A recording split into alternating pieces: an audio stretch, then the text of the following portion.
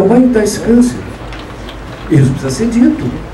Então, quem está comprando automóvel em 72 parcelas, entendeu? Não está sabendo que quando ele tiver um câncer, ele não vai ter um lugar para ir. Então, o contraponto consiste em colocar isso à luz. Consiste em pôr isto. Tem um discurso de campanha que ponha isso à luz. Comprovadamente, com dados, com forma física. Então, este é uma tarefa. A outra tarefa é a seguinte: a outra tarefa é como é que nós vamos falar no socialismo nessa campanha. Porque nós não podemos também dizer que é o seguinte: não, nós não somos socialistas.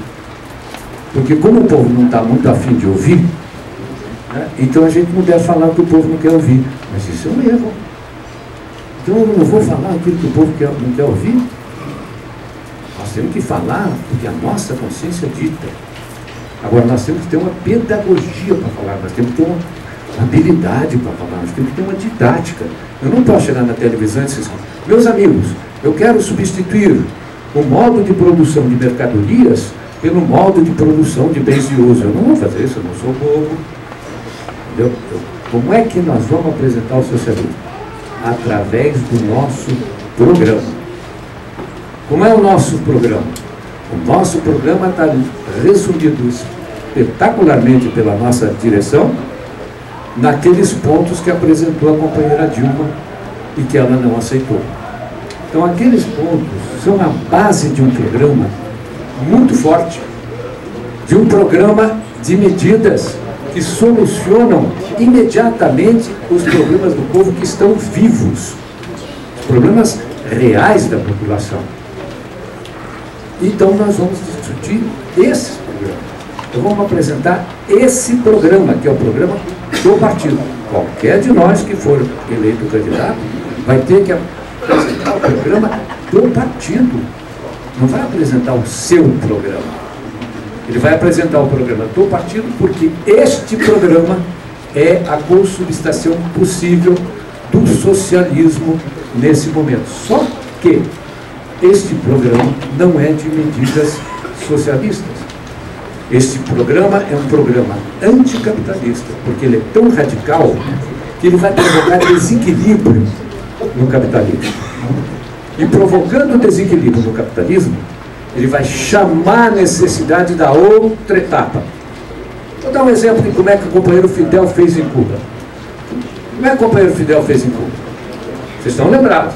A luta do Fidel não foi a luta pelo socialismo, ele não propôs o socialismo.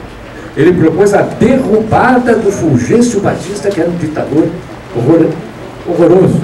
Então ele propôs a queda do... Quando o Fulgêncio caiu, foi tamanho desequilíbrio em Cuba que imediatamente se colocou o problema do socialismo.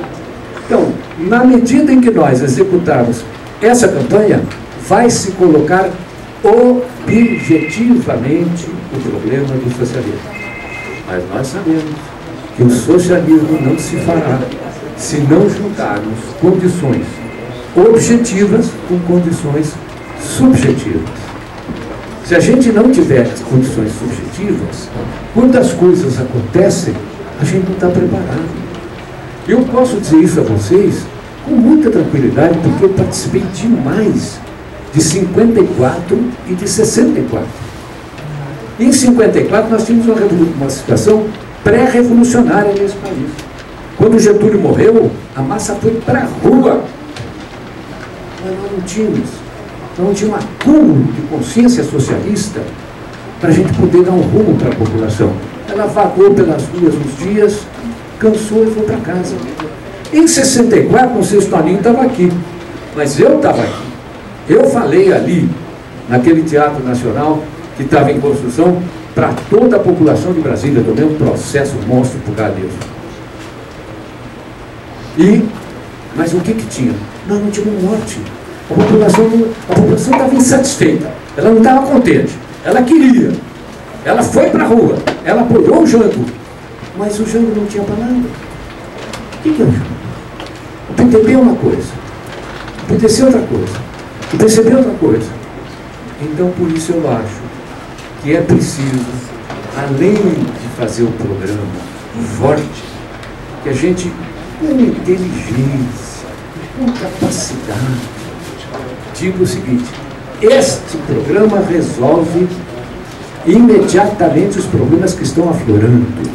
Mas se você quiser realmente organizar a sociedade de uma maneira que todos sejam iguais, de que todos tenham liberdade, de que seja uma sociedade democrática, é preciso apontar um horizonte mais longo. Na dificuldade, todo bicho, e nós também, quando a gente é atacado, a gente encolhe. A gente encolhe. Né? Quando o sujeito deita, que ele está muito afetado, ele deita numa posição fecal. Ele fica comigo, ele quer entrar de novo no útero da mãe. Entendeu? Ora, essa não é uma posição que permita a gente. Se nós rebaixarmos demais o nosso programa e rebaixarmos demais a nossa fala, quando surgirem condições objetivas, o povo não sabe onde ir. Então, é preciso ir nutrindo junto essa esperança, essa imensa esperança. E para fazer isso, é preciso um discurso de choque. Agora, choque é uma coisa muito perigosa. Porque um choque de 8 mil votos mata você. Mas um choquinho de 20 volts não mata você. Por que você ri de uma piada? Pela surpresa. Não é verdade? Você está indo contando a piada, de repente você espera que venha uma coisa, não vem, você ri. A mesma coisa tem que ser feita. E eu vou dizer a vocês, eu fiz, e foi um sucesso danado. Quando eu fui candidato a governador em São Paulo, no debate na TV Globo, que eu ganhei, pelo Ibope. O Ibope, que eu saiba, é um povo que fala, na verdade, não é a elite paulista que fala, é o povo de São Paulo, o povo trabalhador. Então, o Quercia virou para mim, desafiante, e disse: Plínio, eu fiz 350 mil casas. Quantas você vai fazer? Eu disse: nenhuma. Aí todo mundo: como? Não vai fazer nenhuma? O candidato não vai fazer nenhuma casa? Não. Tem 1.400.000 casas vazias. Tem 700 mil pessoas precisando de casa. Vamos primeiro usar essas casas. Vocês entendem como é que a gente pode fazer um discurso de choque? Que choque, mas não produza um impacto muito grande? Não é isso. Este é o contraponto. Os outros dois pontos são rápidos. Unidade da esquerda. Unidade da esquerda quer dizer o seguinte: ética na condução desse debate. Ética na condução desse processo. E quer dizer uma coisa: compromisso do candidato, e eu me comprometo, a articular o cronograma da minha campanha presidencial ao cronograma da campanha dos deputados e dos governadores. Unidade da esquerda. 1 minuto para ela. 1 minuto para ela.